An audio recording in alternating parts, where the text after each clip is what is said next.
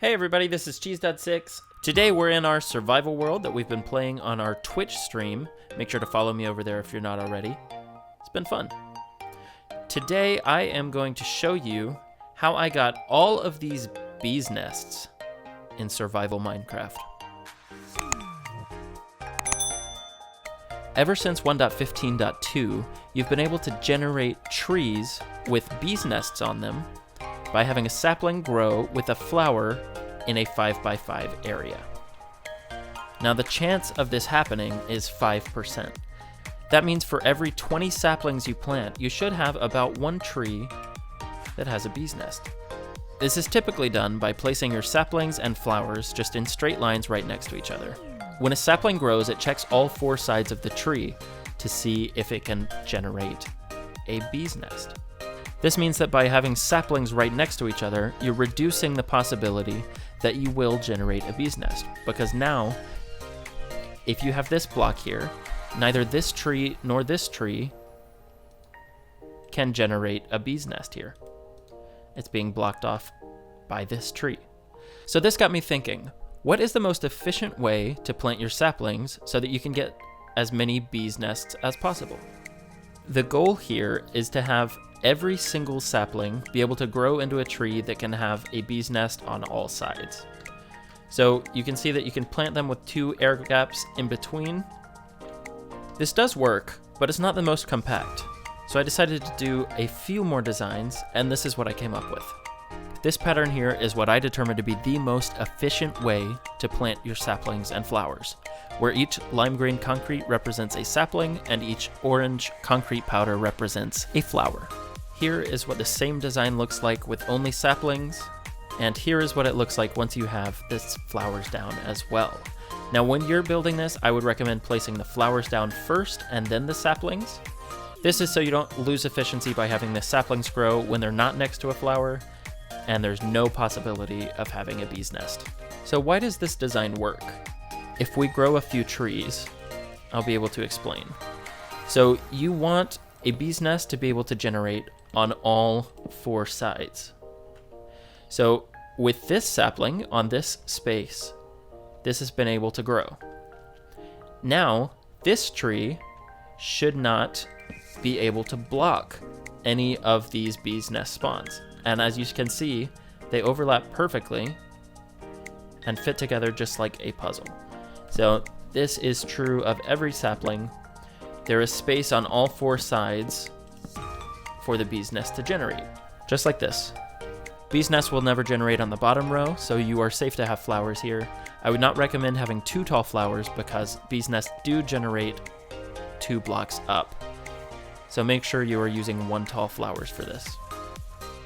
So if you don't know how to build this design already, I'll go ahead and do a quick block by block tutorial. It's very quick, very simple. So you're gonna start out with your flowers. Any 1 tall flower will do, it doesn't really matter, but you plant down 1 and then you go 1 block, 2 blocks forward, and then 1 block to the right or to the left. I like to the right, it really doesn't matter, as long as you're consistent. And now, whichever direction you're looking, you will always go forward 2 blocks and right 1. Forward 2 blocks and right 1. Forward 2, right 1. Forward 2, right 1. Just like that. So now you can see we start to have this diagonal kind of pattern. Once you have all of your flowers down, you will choose one side for your saplings to go on. I'm going to choose behind the flowers, and I will plant a sapling behind each flower in this row. Now, you can see that I actually don't have flowers next to every single sapling.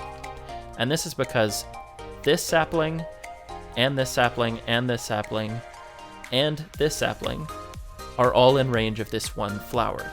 So you can have flowers every other row of saplings when you're looking down the diagonal, like this, and it still works perfectly fine.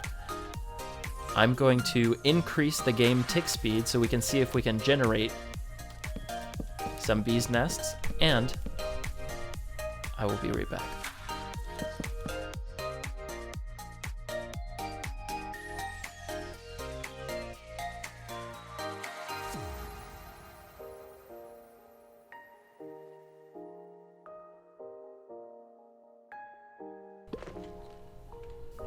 So as you can see, we already have one bee's nest right here. Let's take a look through here, see if we have any others. We do have one right there. And it is a little claustrophobic, but there is space to walk through here. Okay, so we got 2 bee's nests out of that. That's pretty good. That is pretty good considering this did not take long to build at all. So yeah, as you can see, we did get some bee's nests out of that. I forgot to mention, you do want to make sure you use birch saplings. The only saplings that bee's nests will generate on are birch and oak. If you use oak, you have the possibility of getting one of the huge oak trees, and those are just a pain to deal with, so I recommend using the birch. So once you have your bee's nests generated, you will need a silk touch tool. Doesn't have to be an axe, it could be a pickaxe or anything, as long as it has silk touch. And then you need to make a campfire, place it under the bee's nest. And I also like to block the front of the bee's nests so bees can get into the hive, but they can't get out. And then I just wait for the bees to go into the nest. Just for demonstration purposes, I'm not going to do that. I'm going to switch over to survival, and you will see that when we mine this with a silk touch tool, we get the bee's nest. Now this farm clearly also doubles as a wood farm, because every time you want to go through and try to generate new bee's nests, you will have to remove at least some of the trees and then replant saplings. So it can take a while, and it's not fully automatic or anything. It still requires manual work. But I have, I think, 15 bee's nests in my survival world just from doing this. I think it's pretty easy, it's pretty simple, and I hope you give it a shot. If you do give this farm a shot, make sure to let me know down in the comments. If you enjoyed this video or found it helpful, make sure to leave it a like and subscribe to this channel. I've got a lot of good content coming your way, so make sure to subscribe so you don't miss anything. Make sure to hit that notification bell so you don't miss any new videos, and I will see you next time.